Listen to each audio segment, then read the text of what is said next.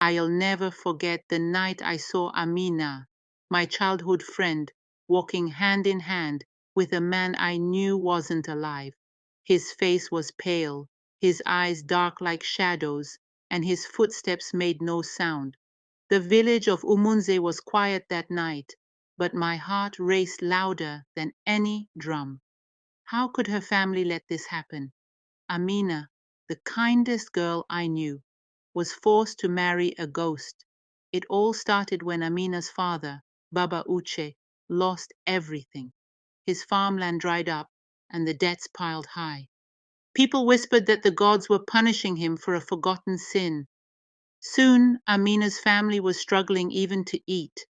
The smiles I once saw on their faces were replaced with deep lines of worry. One afternoon, I overheard whispers in the marketplace. A rich man has come for Amina's hand, Mama Nkechi told her neighbor. He will clear Baba Uche's debts. I rushed to Amina's hut that evening. Is it true? I asked. Her eyes filled with tears, but she nodded. He is older, she whispered, but my family says I have no choice. The wedding was set for the next new moon. None of us had met the groom, but his wealth spoke for him. He sent gifts, gold bangles, bolts of fabric, and sacks of rice. Yet something felt wrong. None of the gifts were delivered in person. They came in carts, drawn by silent drivers who never stayed long. The wedding day came. Amina wore a bright red dress, but her face was pale. The groom arrived at dusk, shrouded in a white agbada that seemed to glow. His movements were too smooth, like the wind was carrying him. That night, strange screams echoed from their hut. I crept to the window, my heart pounding. Inside, the groom's shadow stretched unnaturally long, his face unearthly pale under the flickering lantern light. The morning after the wedding, Amina didn't come out of the hut. The village women gathered at the well, whispering. Why hasn't she come to greet us? Mama Uche wondered aloud. I decided to visit her. When I entered the hut, the air felt cold despite the blazing sun outside. Amina sat on the floor, her hands folded in her lap, staring at nothing. Her lips trembled as if she wanted to speak, but no words came out. Amina, what happened? I asked, kneeling beside her. She shook her head and whispered, I can't say. Her voice was so faint I barely heard her. Her new husband was nowhere to be seen. Where is he? I asked. She only pointed to the corner of the room, but there was nothing there except shadows. That night, I had a dream. Amina's grandmother, who had died years ago, appeared in my sleep. She wore her old wrapper and jeel, and her face was stern. Stay away from the man Amina married, she said. He doesn't belong to this world. I woke up covered in sweat. My heart felt heavy as I remembered the strange chill in Amina's hut. Could it be true? Was her husband truly not of this world? I tried to shake the thought away, but something told me I couldn't ignore the warning. The next day I returned to Amina's hut. Her face was pale, and dark circles shadowed her eyes. Amina, I said, gripping her hand, tell me the truth. Who is this man? She shivered and whispered, he isn't a man. He is something else. Amina's father, Baba Uchi, often disappeared into the forest these days. People thought he was trying to find ways to repay his debts, but I had my doubts. Something wasn't right. I followed him one evening as the sun set. He carried a basket filled with kola nuts, a white cloth, and a clay pot. He walked deep into the forest, far from the village paths. I hid behind a tree and watched as he knelt before a large, twisted tree. Take these gifts, he said aloud, though no one was there. Let my family be free from suffering. A cold wind blew, and the branches of the tree swayed, though the air was still. A deep, hollow voice replied, "You promised me the girl. Do not forget." My blood ran cold. Baba Uche had made a deal with something from the spirit world, and now Amina was paying the price. When I told my mother what I had seen, she gasped and crossed herself. "Nay, you must stay away," she said. "Spirits are not to be meddled with." But I couldn't leave Amina to suffer alone.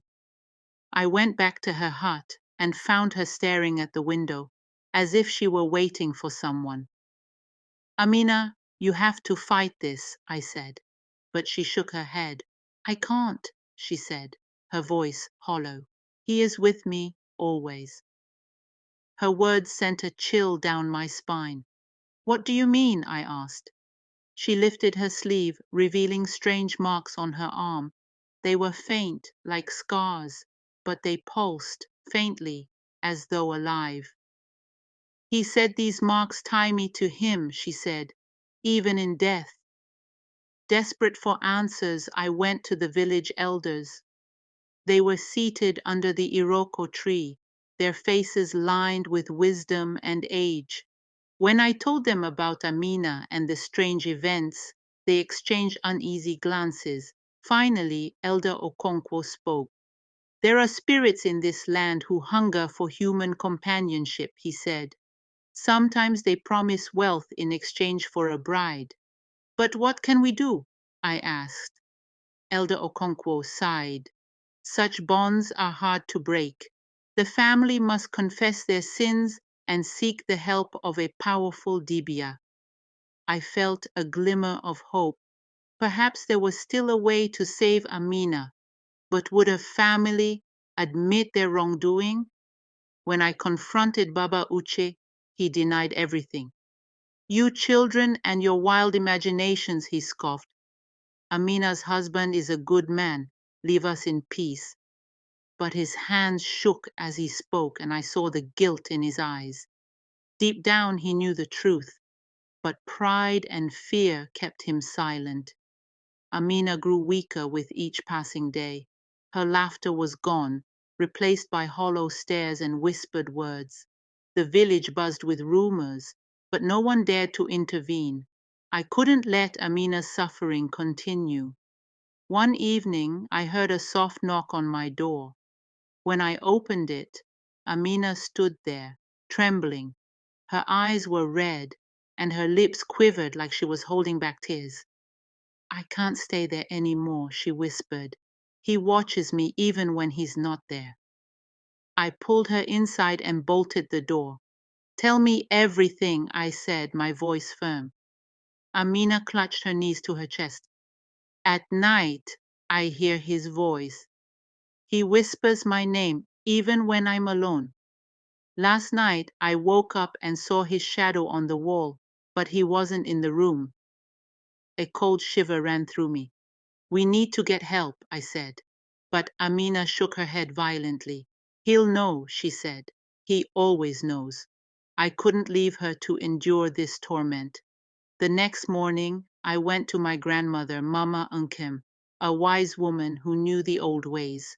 "Grandmother, Amina is trapped," I explained. "Her family made a deal with a spirit, and now she's suffering." Mama Ankem listened carefully and nodded. "The bond must be broken, but it won't be easy," she said. "The spirit will fight to keep her." She handed me a small leather pouch filled with herbs and powders. "Sprinkle this at her door every night," she instructed. "It will weaken the spirit's hold on her. But you must act quickly. The longer she stays with him, the harder it will be to free her." I returned to Amina and told her the plan. She was hesitant, but agreed. "I'm tired of being afraid," she said. That night I went to Amina's hut with the pouch from Mama Ankem. I sprinkled the powder across her doorstep, muttering the words my grandmother had taught me. The air grew heavy, and a strange wind blew through the village, carrying a low, guttural growl.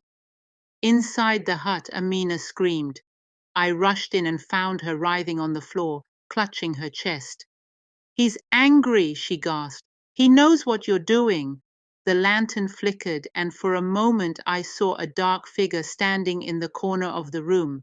It had no face, only a shadow where its features should be.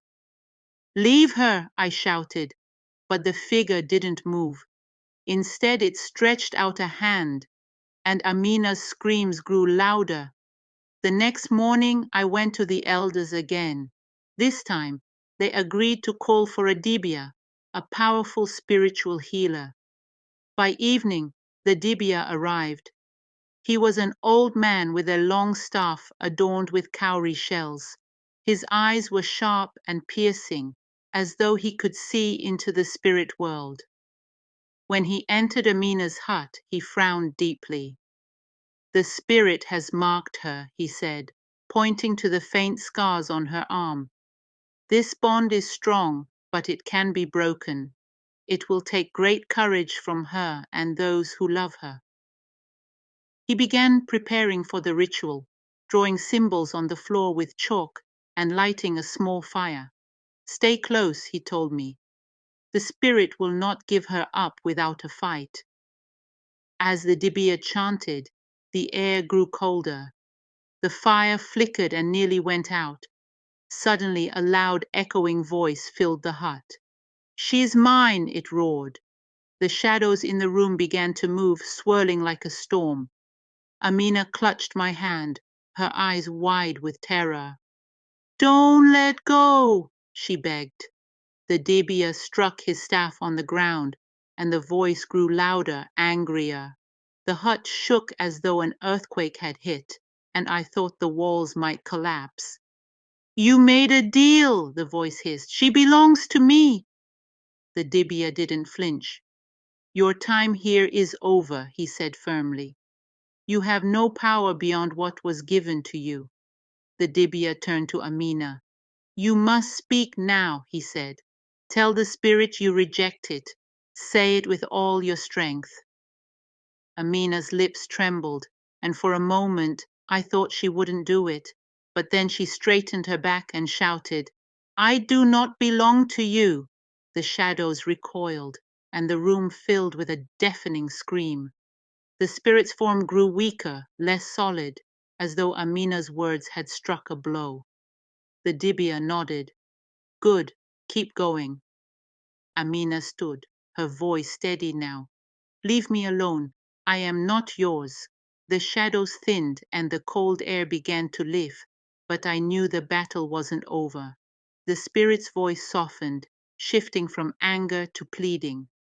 "Amina," it said, almost tenderly, "don't you remember? I saved your family. Without me, they will starve. Do you want them to suffer?" Amina's determination wavered.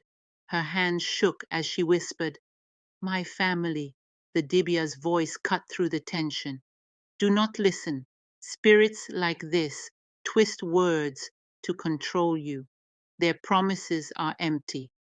Tears streaked Amina's face. "But what if he's right? What if my family falls into ruin again?" The dibia placed a hand on her shoulder, his eyes steady. "Your life is not a tool for others to barter with. You are not responsible for their choices. Stand firm." Amina hesitated for a moment, then clenched her fists. "I reject you!" she cried out, her voice echoing through the hut. "I don't belong to you, and I never did." The spirit shrieked, its form flickering like a flame in the wind.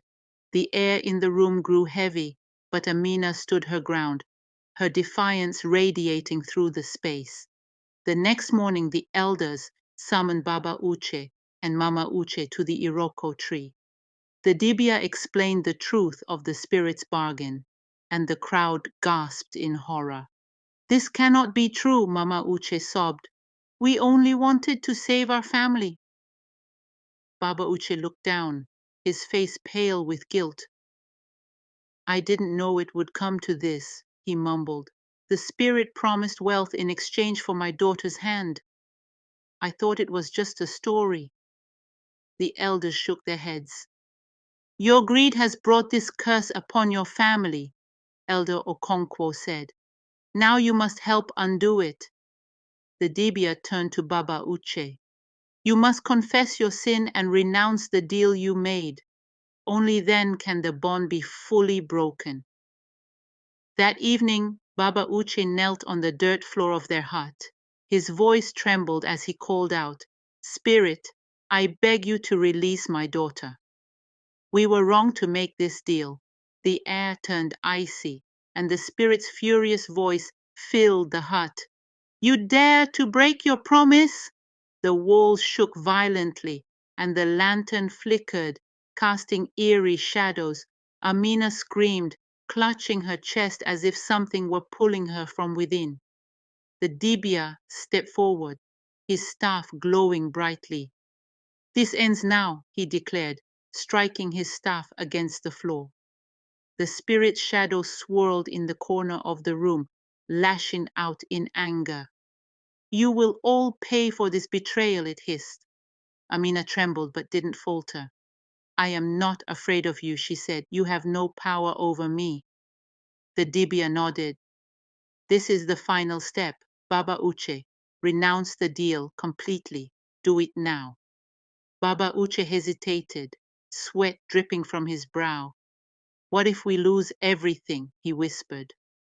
You already lost your daughter, the Dibia said firmly. Her life is worth more than wealth. Baba Uche took a deep breath and knelt again. I renounce the deal, he said, his voice growing stronger. Take back your riches and leave my family in peace. The spirit screamed, its form unraveling into wisps of smoke. The hut shook one last time before the air fell still. The coldness lifted, and an overwhelming sense of calm filled the room. Amina collapsed into my arms, exhausted but alive. The Dibia wiped his brow and nodded. The bond is broken, she is free. The news spread through the village the next day. Baba Uche's family returned to their simple life, stripped of the wealth gained from the spirit's bargain. But they were grateful for their freedom.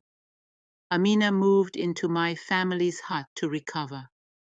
Each day she grew stronger, her laughter gradually returning. I'll rebuild my life, she said one evening, her voice steady. I won't let this define me. The elders called a village meeting to discuss the events. Let this be a lesson to all, Elder Okonkwo said. Greed and shortcuts bring only sorrow. We must rely on honesty and hard work. Baba Uche stood before the villagers, his head bowed in shame. I let my family down, he admitted. I hope you can all learn from my mistake. Weeks later, a sacred tree planted at the edge of the village stood tall, its roots symbolizing the family's redemption. Amina became a beacon of resilience, teaching children and sharing her story to warn others against the dangers of greed.